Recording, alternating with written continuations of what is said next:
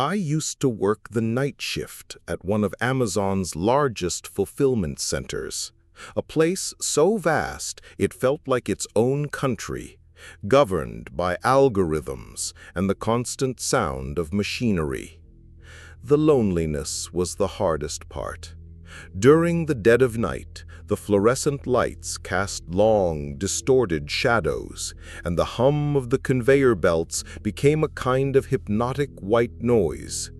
I used to tell myself that the strange sounds I heard were just the echo of metal, the building settling, or massive rats scurrying between the 60-foot-high shelves. It was easier to believe that than the growing feeling that I wasn't alone, even when the scanners indicated I was the only human being within a 500-meter radius. The monotony of the job, picking an item, scanning it, placing it in a bin, was a ritual that kept me sane, a mantra against the oppressive silence that would settle in the brief moments the machines paused. But on that particular night, the silence didn't come alone. It brought something with it. It all started with a sound that didn't belong to the warehouse's mechanical repertoire. It was a metallic dragging, rhythmic and slow, coming from the depths of aisle 14, a rarely used section that held slow-moving items. At first, I dismissed it, thinking it was a malfunctioning pallet robot or maybe a coworker from another sector who had lost their way. However, the sound wasn't consistent with any machine I knew. It was organic in its irregularity, as if someone were dragging a heavy chain or a metal tool across the concrete floor. The sound would stop whenever I moved and resume when I stood still. My heart began to race, a cold sweat beading on my forehead. I glanced at my scanner. There were no orders for aisle 14. No one was supposed to be there. I yelled out, "Hello, is anyone there?" But my voice was swallowed by the immensity of the place, and the only response was the dragging sound starting again, this time a little closer, seeming to echo with an intention that chilled my spine. I decided I had to confront it. My logic, perhaps clouded by exhaustion and adrenaline, told me there had to be a rational explanation. Maybe a loose pipe, a ventilation issue, anything. With my flashlight trembling in my hand, I started walking slowly toward aisle 14. Each of my steps echoed unnervingly, and the dragging sound stopped completely, plunging the aisle into an absolute, expectant silence. The giant shelves rose like skyscrapers on either side, creating a canyon of darkness and steel. The beam of my flashlight danced over boxes and plastic-wrapped products, revealing nothing out of the ordinary. The tension was almost unbearable. I felt the hair on my arms stand on end, the primal feeling of being watched by an unseen predator. I reached the middle of the aisle and stopped, my breath forming clouds of vapor in the cold air. It was then that I heard it, not in front of me, but directly above me, a soft, almost inaudible whisper, "Found you." Panic took over. I didn't look up. I didn't want to know what was there. I just turned and ran. I ran like I've never run in my life, tripping over empty carts and boxes, the sound of my own terror echoing louder than any machine. The metallic dragging sound started up again behind me, faster this time, a frantic accompaniment to my desperate escape.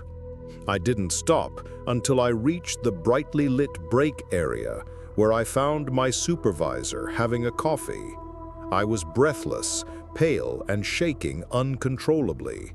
I tried to explain what happened, my voice failing me, sounding like that of a madman. He listened with a skeptical expression, then patted me on the back and said the night shift can play tricks on your mind, suggesting I take the rest of the night off. He didn't believe me, and maybe no one would. But I knew what I had heard. I knew something or someone was in that aisle, hunting in the darkness. That sound haunted my dreams for weeks. I never went back to that warehouse. I put in my resignation the next morning, citing personal reasons. I couldn't bear the thought of returning to that dark immensity, of hearing that sound again. The psychological impact was profound. I developed a fear of large, quiet spaces and persistent insomnia. That job, which I saw merely as a means to an end, became the source of my greatest fear. Amazon built an empire on efficiency and logic, but in the darkness of its giant warehouses, between the shelves that touch the ceiling, there are spaces where logic doesn't apply and where echoes of unknown things linger long after the workers have gone home. Whatever was in aisle 14 might still be there, waiting in the silence, dragging itself slowly through the darkness, looking for the next night shift worker who dares to investigate the sounds that shouldn't exist. I was the one who got away. My job as an Amazon delivery driver for rural routes was, for the most part, peaceful. I preferred the solitude of the dirt roads and the sound of tires crunching on gravel to the chaos of city traffic. The houses were miles apart from each other, hidden behind long driveways and dense rows of trees. It was a job that gave me a sense of peace, a chance to listen to my podcasts and enjoy the scenery. The customers were mostly friendly, grateful that I brought their packages so far out. I felt like a modern-day messenger, connecting the outside world to these isolated homes. That sense of peace, however, was completely shattered over the course of a single week, twisted into a gnawing fear that made me question every shadow and every passing car. My blue Amazon van, once a symbol of service, became a moving cage, and the solitude I once cherished turned into a terrifying vulnerability I had never imagined possible. It all started on a Tuesday. I noticed a car, an old, rusted, dark-colored sedan following me. At first, I didn't think much of it. On rural roads, it's common to follow someone for a while until one car turns off. But this was different. It kept a precise distance, never getting close enough to pass, never falling back far enough to disappear. It followed me for 3 consecutive deliveries, waiting patiently on the main road while I drove down the long dirt driveways. A sense of unease began to creep in. I tried to rationalize it. Maybe it was someone who lived in the area and was just on the same route. But the next day, there it was again, waiting at the first turn after I left the distribution center.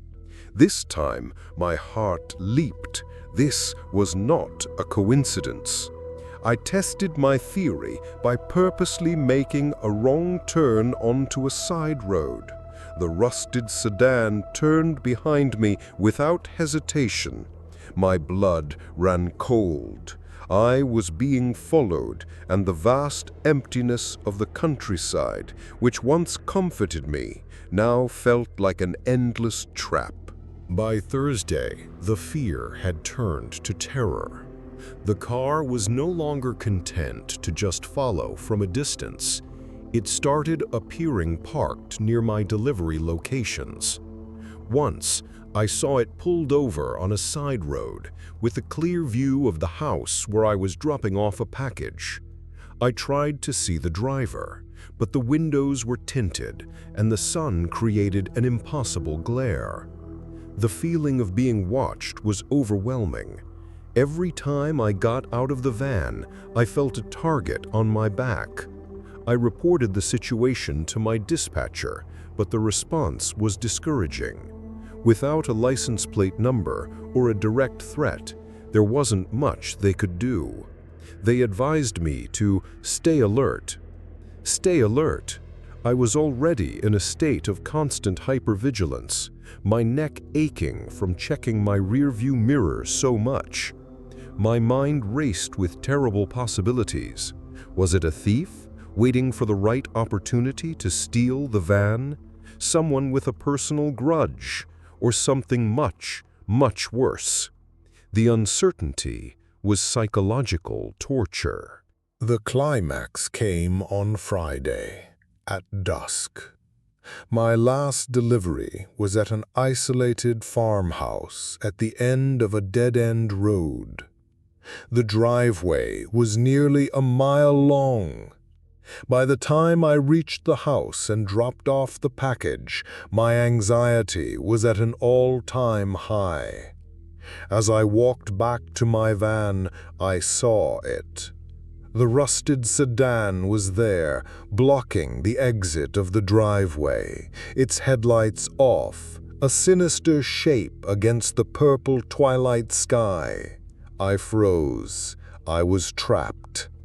My heart was pounding so hard it felt like it would burst from my chest. I locked the van doors and reached for my cell phone, but there was no signal. Sheer panic set in. I honked the horn frantically, hoping to alert the homeowners, but the lights in the farmhouse remained off. I sat there, trembling, staring at the silhouette of the car that had tormented me all week. The minutes dragged on like hours. I didn't know what the driver wanted, and that ignorance was the most terrifying part. Then, as suddenly as it appeared, the car's headlights flashed on, blinding me for a moment. The engine rumbled to life, and instead of moving forward, the car slowly reversed, turned around, and disappeared into the darkness. I sat in the van for maybe 20 minutes, unable to move, my body shaking with the adrenaline come down. When I finally found the courage to drive, I did so with reckless speed, not looking back. I reported the incident to the police, but without a plate and with the bizarre nature of the encounter, they filed it as a suspicious incident and nothing more. The next day, I requested a transfer to a city route. The company agreed, but the fear never fully left me. I quit the delivery driver job shortly after. The image of that car blocking my only way out on a dark, lonely road is burned into my memory. I never found out who it was or what they wanted, but they stole my peace and turned my dream job into a waking nightmare. I worked the night shift restocking an Amazon Go store, which in itself was a surreal experience. The fully automated store was a marvel of technology during the day, bustling with customers grabbing products and walking out without ever going through a checkout line. But at night, it was an eerie, silent place. Hundreds of cameras and sensors in the ceiling watched my every move, their small lights blinking in the dimness. It was like working inside a computer brain, a space devoid of human interaction, where the only company was the hum of the refrigerators and the sound of my own footsteps on the polished floor. At first, I found it fascinating. I felt like a part of the future. But soon, the absence of people began to feel unnatural, and the store's silence began to feel heavy, as if it were hiding something. The feeling of being constantly watched wasn't just from the cameras, but from something else, something inherent in the very system that ran the store. It was a digital presence that, at times, seemed to have a mind of its own. The first strange incident was something I wrote off as a technical glitch. I was arranging yogurts when the glass entry gates slid open and then closed on their own. I looked up, expecting to see a coworker or a security guard, but there was no one there. I went to check the system tablet, which monitored the store's activity. It registered that a customer had entered, spent 30 seconds in the store without picking anything up, and then left. "Ghost customer," I joked to my coworker on the other side of the store. He laughed and said the motion sensors were probably triggered by a light reflection or an insect. It seemed plausible. But it happened again the next night, and the night after that. Always the same pattern. The gates would open, the system would log a customer, and no one would be there. The technical glitch explanation started to feel less and less convincing, and a sense of unease began to settle in me every time I heard the soft whoosh of the sliding doors. Things escalated when the ghost customers started to interact with the products. One night, I had just finished stocking a shelf of soda cans, all perfectly aligned. I turned away to get more stock, and when I came back, one of the cans was on the floor, about 3 feet away from the shelf. I was confused. Had it fallen? Impossible. They were packed in securely. I checked the system tablet. It showed that, at the exact moment I had turned my back, a customer had picked up the can and then dropped it. But I was alone in the aisle. My heart started beating faster. This was no longer a sensor glitch at the door.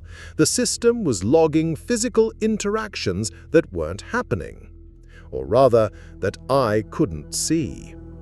I started to feel a constant chill, as if invisible hands were moving around me, touching the products I had just arranged, their presence registered only by an algorithm. The store no longer felt empty. It felt occupied by something only the technology could detect. The turning point for me was when I started hearing things. Sometimes, over the soft ambient music of the store, I would hear fragments of sound, indistinct whispers, the sound of a plastic bag crinkling, the soft click of a jar being set down on a shelf. They were fleeting sounds, so quiet that I questioned whether I was imagining them. The last straw was when I heard, clearly, through the ceiling speakers, the sound of a child laughing. It was only for a second, but it was unmistakable. I froze in place, my blood turning to ice. There were no children in the store. There was no one. I checked the security footage. Replaying the video in slow motion, I saw nothing. But when I checked the system's audio logs, I found an anomalous spike at the exact moment I heard the laugh, classified by the system as unidentified ambient noise. The system had heard it too. The store was haunted, not by a ghost in the traditional sense, but by a digital one, an echo trapped in the system. I decided to access the raw depth sensor data, something I wasn't supposed to do. What I saw on my laptop screen will haunt me forever. The system mapped the store with a 3D point cloud to track customers and products. And there, in the middle of the snack aisle, was a shape.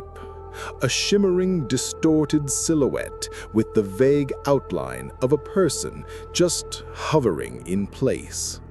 It wasn't solid, it was more like a disturbance in the data, a patch of static in the shape of a human. It was my ghost customer. It was being registered by dozens of sensors, its presence undeniable to the machine, yet completely invisible to my eyes. I slammed the laptop shut. I was sharing my workplace with an entity that only existed as data, a sentient anomaly in the store's code. The idea was too terrifying to process. I handed in my resignation the next morning. The future of technology may be convenient, but it can also be terrifying. The impact was long-lasting. I developed a deep distrust of surveillance technology and automation. The idea that a system can see things we can't is profoundly disturbing. My friends think I was just exhausted and imagining things, that the solitude and the strange environment got to me. But I know what I saw in the data. I saw a ghost in the machine, and I wonder how many other Amazon Go stores have their own ghost customers, silently wandering the aisles, their existences registered only by a network of cameras and sensors, watching the living in their technologically advanced and frighteningly haunted workplace. I can no longer walk into an automated store without feeling a chill and thinking of the data silhouette that wanders forever in the snack aisle, an eternal customer in a store with no checkout and no soul. I was an Amazon delivery driver on a dense urban route, a maze of bustling streets, tight alleys, and apartment complexes that looked like impenetrable fortresses. The job was stressful, a constant race against the clock, dealing with traffic, lack of parking, and impatient customers. But I was good at it. I knew the shortcuts, the gate codes, and the doormen by name. I felt like a pro navigating the concrete jungle. However, there was one apartment complex on my route that I dreaded. It was called The Willows, a deceptively peaceful name for a set of old, poorly maintained buildings with dimly lit corridors that smelled of dampness and despair. Deliveries there were always a challenge. The apartment numbers were confusing, and the residents seemed like ghosts who were rarely seen. It was a place that sucked the energy out of you, and I always tried to get my deliveries there done as quickly as possible. But one winter afternoon, my speed wasn't enough. The day was ending, the sky already dark and a fine cold rain falling. My last stop was, of course, at The Willows. I had one package for an apartment on the 3rd floor of one of the buildings furthest from the gate. I parked the van and, with the package under my arm, entered the building. The hallway was darker than usual. Several of the ceiling lights were out, creating pools of darkness. I went up the stairs, my footsteps echoing ominously. A sense of unease washed over me. It was that familiar feeling of being watched, but this time it was more intense. I glanced back down the dark hallway, but saw nothing. I wrote it off as just paranoia at the end of a long day. I left the package at the door, took the confirmation photo, and turned to leave. That's when I heard soft footsteps behind me. I thought it was the customer opening the door, but when I turned, the hallway was empty.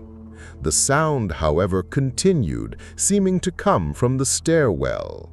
I started down the stairs more quickly, my heart beating a little faster. The footsteps behind me sped up too, keeping pace. They weren't echoes of my own steps. There was a distinct delay, a second sound following mine. I reached the ground floor and looked down the long stretch of hallway leading to the exit. It was completely empty and silent. I took a few hesitant steps, and the silence was broken. "Hey, Amazon!" The voice was low and raspy, coming from a dark alcove under the stairs that I hadn't noticed. Two figures emerged from the shadows. They were young, but their eyes were hard and cold. One of them had his hand in his jacket pocket, creating a bulge that could only be one thing. My stomach dropped. Adrenaline surged, mixed with a paralyzing fear. "I need the van keys and your phone, now," said the one who spoke, taking a step forward. The other one moved around me, blocking my path to the exit. My brain was screaming at me to cooperate, to just give them everything. But a stupid, proud part of me hesitated. The van was full of other people's packages. The phone was my link to the outside world. "Look, guys, we don't have to do this," I said, my voice trembling. It was the wrong move.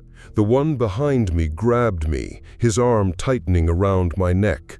The other one stepped forward and punched me in the gut, knocking the wind out of me. I collapsed to my knees, gasping for air.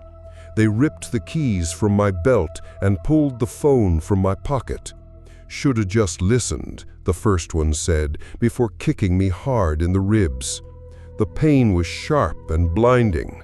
I heard them laugh as they ran down the hall and out the door. I lay there on the cold, dirty floor, struggling to breathe, listening to the sound of my van's engine starting and speeding away. The humiliation and pain were overwhelming. It took me several minutes to get to my feet. I staggered to the nearest apartment and knocked on the door, pleading for help. A frightened elderly woman called the police. The wait for the authorities, the report, the trip to the hospital, it all passed in a blur.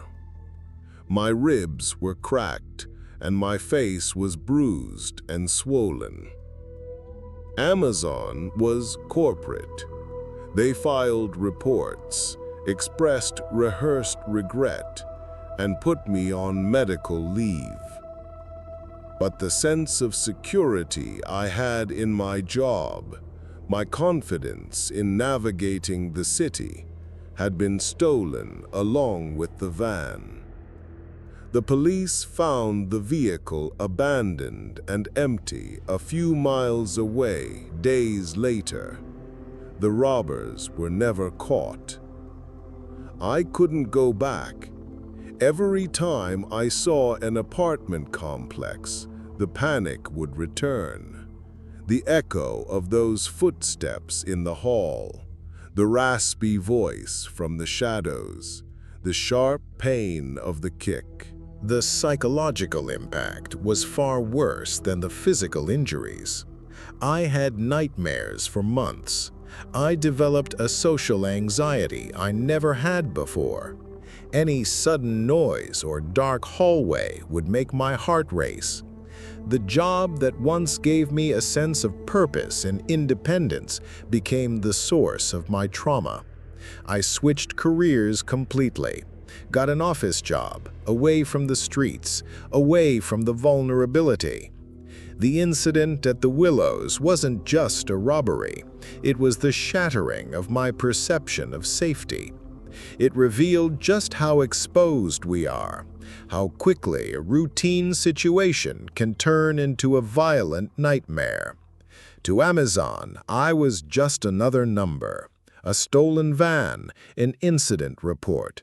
But for me, it was an experience that changed me forever, leaving scars that no amount of compensation or time off could ever heal.